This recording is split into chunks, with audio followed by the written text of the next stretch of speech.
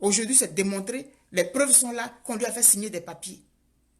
Mais même le président le ministre Charles Blegoudé n'a pas signé ces papiers-là. Il parle, mais il est là-bas. Donc le résultat est le même. On fait quoi maintenant? On arrive à la croisée des chemins. On fait quoi?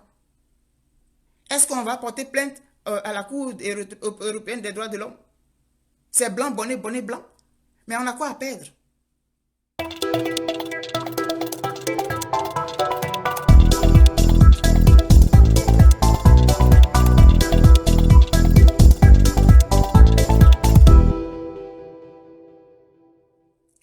Dès le départ, on s'était rendu compte que ce procès était biaisé parce que la Côte d'Ivoire n'était pas encore signataire du traité de Rome.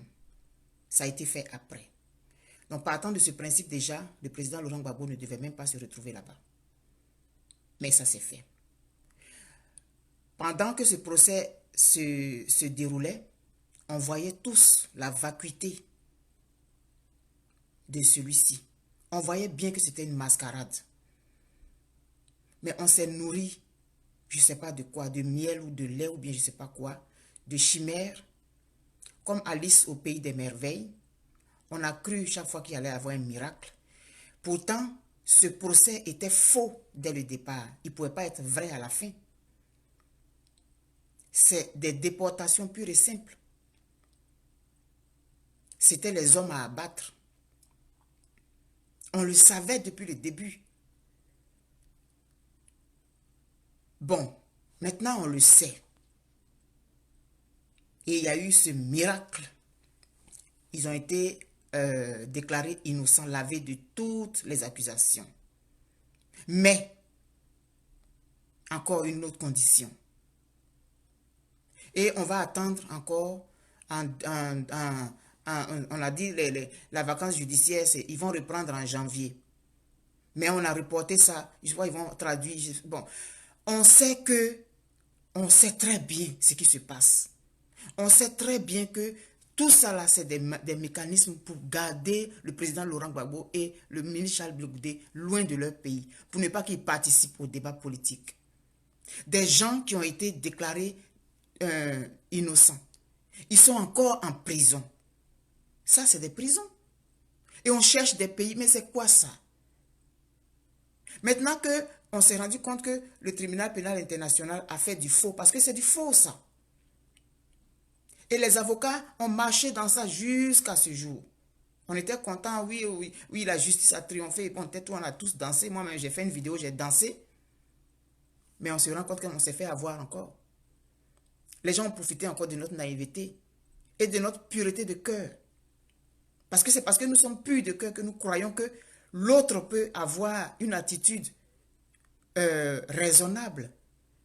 Mais ils sont dans leur logique jusqu'à ce jour. Le président Laurent Gbagbo est en otage à Bruxelles. Le président Blegoudé, ministre Blegoudé est en otage à La Haye. Et ils sont toujours en train de réfléchir à comment ils vont faire. C'est-à-dire que pendant que nous, on est en train de danser, eux, ils sont en train de réfléchir à comment ils vont faire pour caler devant là-bas. Et ils trouvent toujours. Maintenant, c'est le tribunal pénal international qui est la juridiction internationale pour le cas de violation de droits des autres, et puis, etc., etc. Mais si le tribunal pénal international lui-même ne se comporte pas bien, c'est où on va pour se plaindre? Chez Dieu. J'ai fait une publication ce matin, il y a un frère qui a répondu, qui a dit, il y a la Cour européenne des droits de l'homme. Est-ce que c'est vers là-bas qu'il faut qu'on se tourne? Même si on se dit qu'ils sont tous complices. Mais je ne sais pas dans quoi on est. Parce que même si le président Laurent Gbagbo même devait revenir en Côte d'Ivoire qui ne se présentait plus, ce n'est pas ça le problème. Le problème, c'est l'insulte qu'on nous fait tout le temps. L'insulte qu'on nous fait, nous, population noire. C'est ça qui est choquant dans l'affaire. Et ça va durer combien de temps encore? Les juges là, eux-mêmes, les juges là qui ont dit que, qui ont annoncé la libération immédiate le jour là.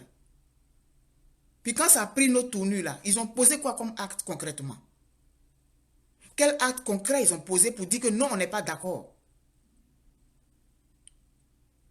Mais ils sont tous dans ce truc-là. On fait quoi maintenant? Dès le départ, on a su que c'était un procès politique. Dès le départ, on a su que c'était un procès politique. On fait quoi maintenant? C'est un direct qui ne devrait pas être long. Qu'est-ce qu'on fait maintenant? Est-ce qu'on se constitue en comité et puis on va porter plainte à la Cour des droits de l'homme? Oui, on fait quoi? Le président Gbagbo Laurent avait porté plainte contre le Figaro qui avait raconté n'importe quoi sur lui et son épouse. Il avait gagné le procès. Donc ça peut arriver.